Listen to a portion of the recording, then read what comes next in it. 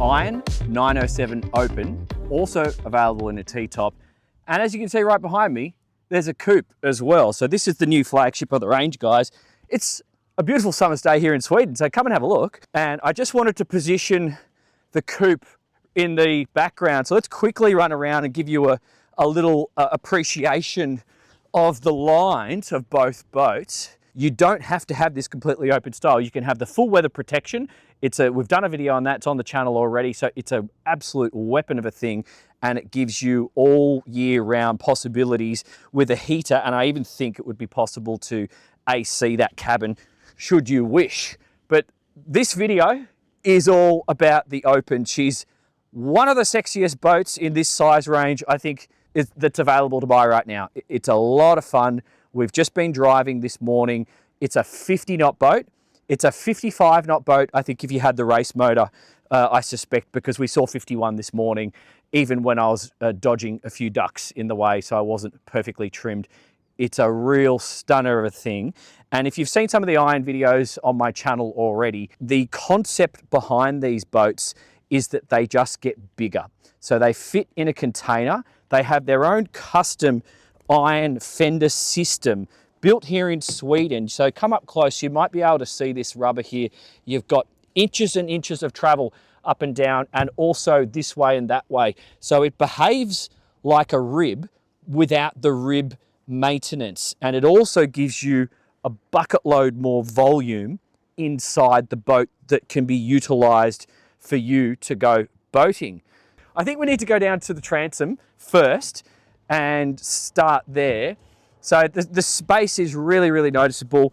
We are powering this boat with the new Mercury V10 400 horsepower. You can go down to the V8 300 and still get good performance out of this boat.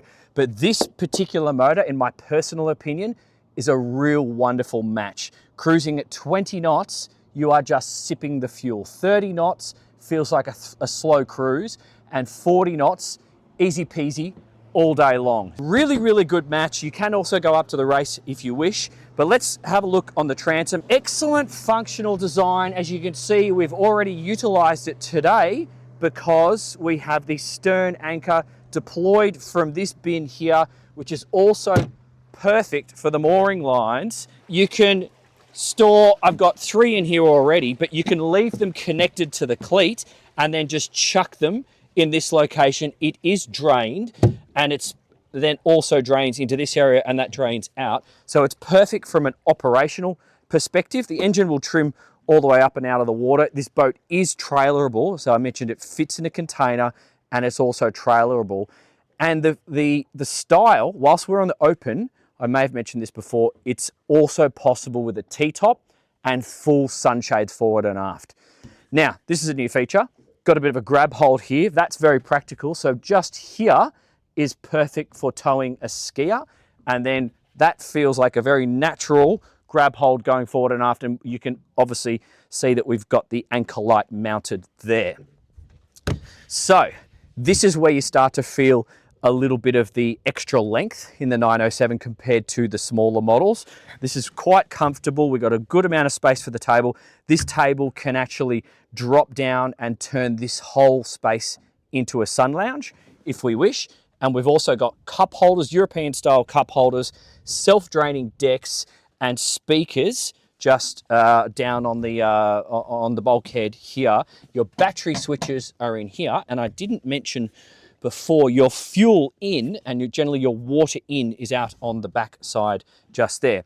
What you may or may not have noticed, this is actually the Heritage Edition, a new style for iron, and they're incorporating these flexi teaks with the nice upholstery. So there's a couple of different options. I've just seen the few color options because depending on whether you go for a black hull, a white hull, or a gray hull, they've got different Heritage options that are going to suit, and it just lifts the whole boat a little bit. It does give it a bit of a premium feel, but what I like about this brand, it's a no-nonsense operation in terms of the style of boat you're using. You're not having to think too much to get it on and off a trailer, in and out of a marina berth, or just going boating in general. So if the weather changes and it's nice, you're going to think nothing about jumping on an iron and just get out there and go boating, because it's not too complex. You just take a center console cover off, turn the batteries on, drop the engine down, and off you go. But this style looks cool, but it's also got a bit of functionality because we've got some grip there. We've already tested that in the next video for the test drive. You're very welcome to join us for that. And it gives you that functionality as well. And then underneath this seat, we actually have an electric fridge. So that just pops out in there.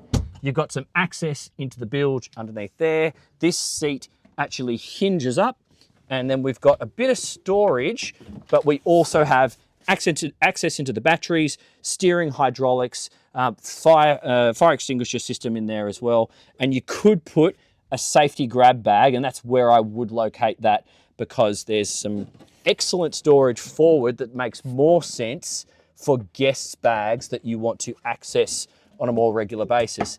And this boat has got a toilet and a bed, which is a really, really cool feature, not possible on the earlier open models. So we'll get to that in a second. So let's cover this part of the boat. We have flip up, navigator, and helm seat just there. The new models, this flip up section is actually going to be on a tighter hinge, so it will stay up. At the moment it flops down, and that's changing in the newer models. Got storage underneath both seats here, suitable for small bags and towels and things.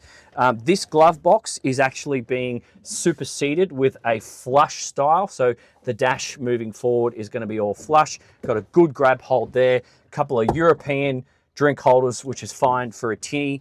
You got your Clarion stereo operation, and we can do two 12-inch flat screens on the dash. It's on a good angle, no reflection back in your face. It all kind of works. Throttle position is comfortable. This is absolutely a driver's boat. Really, really fun, entertaining, but safe. We tested that in the test drive video coming up after this one at 50 knots, trimmed up, popping a rooster tail. You've got full directional stability and no wobbles.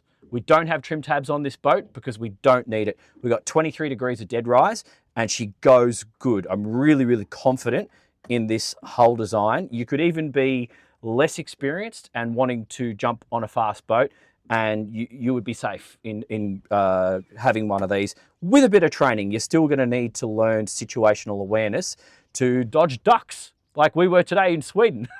And sometimes there's other dangers in other places. But yeah, so that's all works. That's all good. We've got a couple of speakers here. We've got the horn, running lights, anchor light, bilge pump, fridge, and shower operated from here. And this center console is actually wider, and this windscreen gives good and adequate wind protection for driver and navigator. We did test that. The wind is going over your head and around your body, so it's actually not too cold. So if you are on that mid-season temperature scale, it's not an issue. Now, it's a center console, so forward and access forward on either side is the same. But if you are a solo operator, this is a very, very easy boat to use because leaving the helm going aft and forward is not a drama. Midships cleat, aft cleat, and forward cleat are very easy to access. Horn, navigation lights, LED, and a bigger console here because we do have the cabin, which we're going to get in a second. I wouldn't be driving at speed with anyone in this seat because they're going to be blocking the driver's visibility. In flat water, it would be okay to house a few people here, but in choppy water, I'd be moving them back into the middle of the boat because you're going to get a bit of vertical acceleration in here. But this is, again, another area. The long bow is adding to the lines of this boat. She's very, very good looking, but it's also adding to this sun lounge and usable space that we have here. So this is in the seating mode at the moment, but there's a cushion that can go over here with a supported, a hard support under the cushion. It slots in, and it actually turns this area into a sun lounge. But we've got storage here, we've got storage there. I like how that's open, so you can just throw things in. And if you're worried about friends' bags getting wet, we would put them in the cabin. We have another storage space. Now remember, you don't necessarily need to take fenders with you on an iron because you have a wraparound fender. If you were pulling up to a dock that was super low or it just didn't match the iron fender, I would perhaps take 2 small fenders and a little line attached to them and stow them in here with some extra bits and pieces like a spare anchor. So that's how I would use this space. You can actually option these boats with an electric anchor, but as you can see here in Sweden, they don't use them because we've boarded with the stern anchor and a line. But this area here, if you option the anchor, there's actually a different molding, and then you have a bow roller which protrudes out over the front, and then an opening hatch just here which gets into the anchor, electric anchor windlass with chain. But just remember, if you are going to be doing this style of boarding, so especially if you want to nudge the bow into a fixed dock or a rope, that bow roller is going to get in the way. So you either just have to allow that extra space or just don't order it. So just think about where you are in the world, how you're going to use the boat, and then hopefully the answers will come from there. So this is awesome. It'd be help if I unlocked it. So on the gas struts, we actually have a toilet and a proper sleeping space in here. And look, I've got an opening Lumar sail hatch above for ventilation. It's a proper cabin.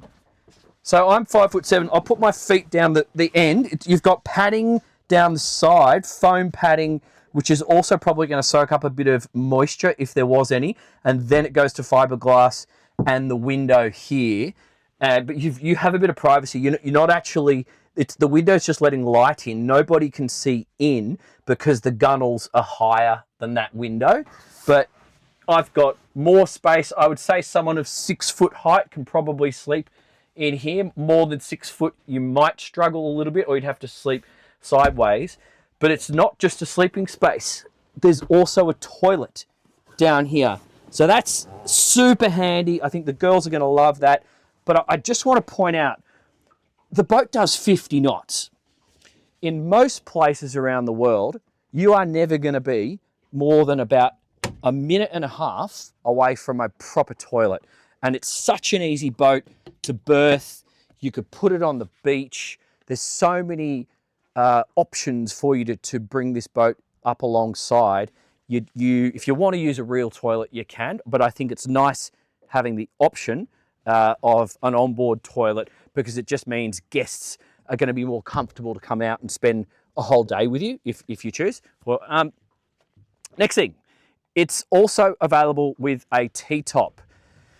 I think a lot of the Australians and the Americans are going to be interested in that, but it's got quite a good looking profile. You'll have to look at some of my other videos of irons with T-tops, but it does protect this whole area with sun protection, and it's suitable for high-speed operations. You can option that T-top with a forward, and from memory, there's also an aft sunshade. So it's a mesh shade with poles. You would probably stow them in the sleeping area, and then this whole boat from front to back can be protected from the sun. And I think this boat's just got global potential. Not in the black. I love the black. It's great for 40 degrees latitude and higher. If you're in the tropics, if you're in a hot country, if you're in Australia, you really want to be storing this out of the sun if you choose the black. So I think the white would be the way to go, and possibly the grey if you're going to leave the boat outside 12 months of the year. Different story if you're going to rack and stack it or keep it on a trailer at your home, then you can kind of do you. But yeah, I think it's got real global potential. It's just such a fun boat to drive. It's such a good looking boat. It handles really well in a good variety of conditions that I think people from offshore situations to coastal and inshore fun stuff are all going to get a lot of value out of this boat. So that's what we're going to do next. We're going to show you how she operates. It's a lot of fun. We were dodging ducks all morning, but we had some fun navigating around these beautiful islands here in the Swedish archipelago at 40 and 50 plus knots. So I was confident to do that because of the design of this hull and the way it's been laid out, and it allows me to think and drive rather than stay busy with the controls, because not all boats will do that for you. So if you're interested, please feel free to click on the link coming up on the screen right now. Go ahead and subscribe. Do tell me what boat you have now or what boat you're comparing this with, because that information is super, super handy when I'm speaking to factories, because if I know you are all comparing this boat with one particular competitor, I'll go and annoy that factory until they give me the keys to basically take it for a drive and show you guys on the channel. So thanks again. See you in the next video. Love you lots. Chat soon.